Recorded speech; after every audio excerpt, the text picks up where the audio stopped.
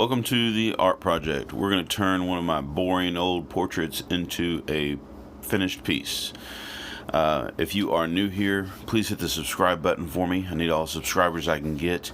If you enjoy this video or if it helps you out in any way, please give me a thumbs up. And if you got any suggestions or comments, leave them in the comment section down below.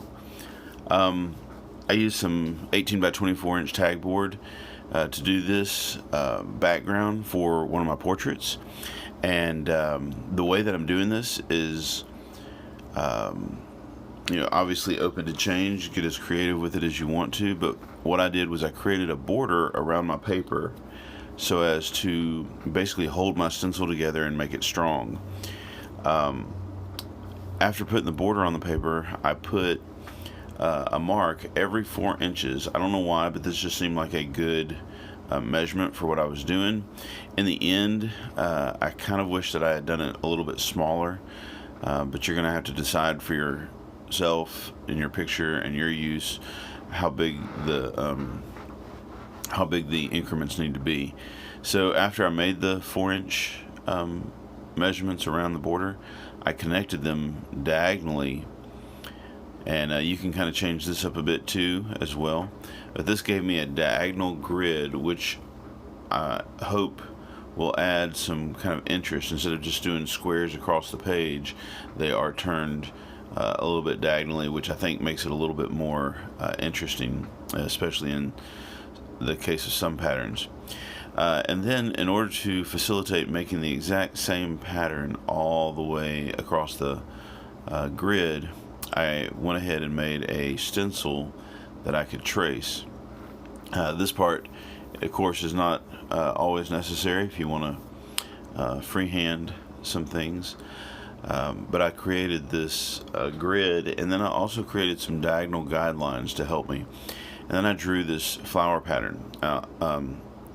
Truth is, I saw some really awesome 70 retro wallpaper images on Google. And I found one that I actually kind of didn't like. It was an image that I really felt was kind of, I don't know, trite maybe, but I thought, because I don't like it, I think it will appeal to some other people. It will be an interesting background. I don't know, it was sort of a weird thought maybe, but again, like I said, it wasn't really my favorite of all the retro 70s wallpapers, but it was one that I thought would work good with Stencil, and I thought by going with something that I wasn't crazy about, it would be even more interesting.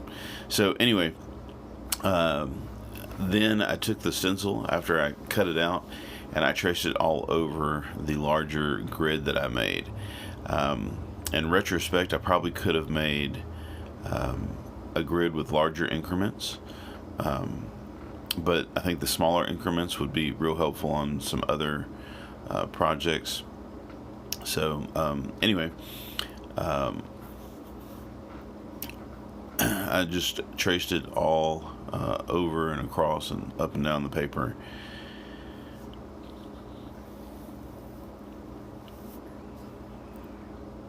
By the way, I didn't rotate the stencil at all as I was tracing it. I kept it the same way, and it created the pattern that you see in between the pattern. Some of the flowers face each other, some of the flowers kind of face away from each other, but if you look at the pattern in between, they sort of go in a circle within the square. Their little blooms point towards the tail end of another one, which then points towards the tail end of another one, which then points to the tail end of another one, which then points towards the tail end of another one. So that was one reason that I made it the way that I made it. I did not rotate the stencil at all. I just kind of kept it going. Alright, then I started cutting this part out. Now this is probably the most labor intensive of the entire project. My advice to you here is commit to it.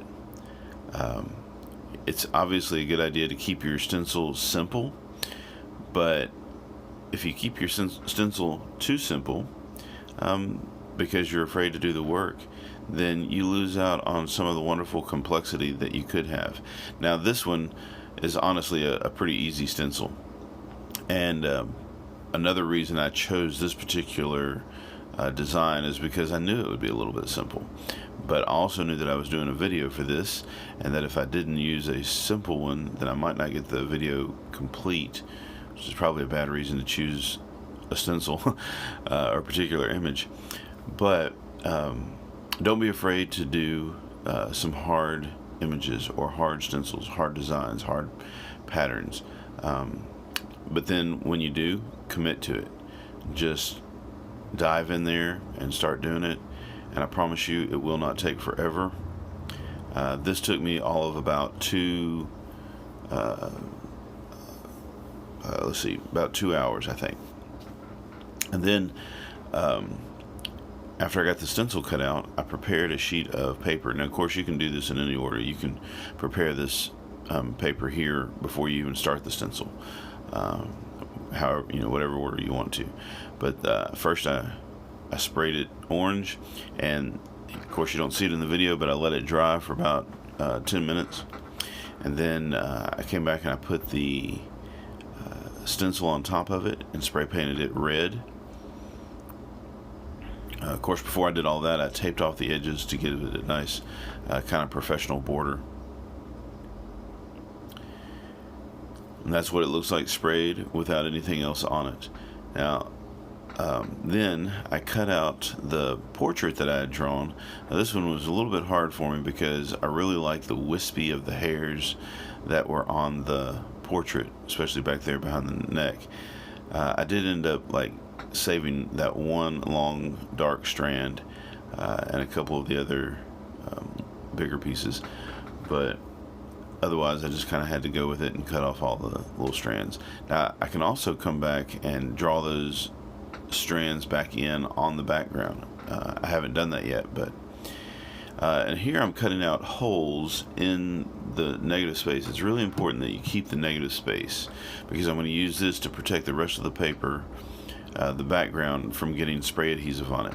I'm cutting out these little squares to put tape in, and that tape will help hold the negative space down while I'm trying to spray paint, and it'll help hold it down closer to the edge so I don't get a lot of underspray.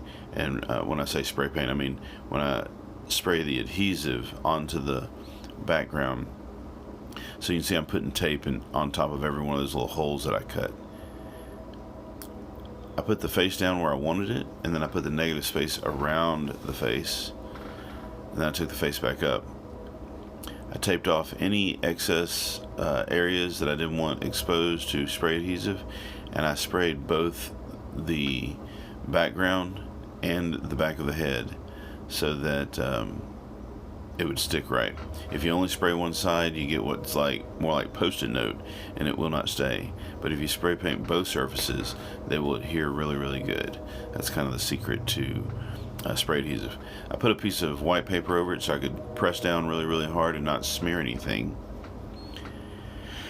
And here is the finished result. Close-up of the chin. Again, I think that my portrait was a little bit large for the piece of paper that I'm putting it on, and then maybe even too large for the background image to really shine. But there's enough there, I think, to pique some interest and create a nice little background. Here's another one that I did. You probably saw the video. I hope you saw the video for this portrait earlier. And I cut it out. It's also on newsprint. I made a good background for it too. Here's the final piece. Thanks for watching, guys. Please share my video on your favorite social media platform or your website, and subscribe, like, and comment.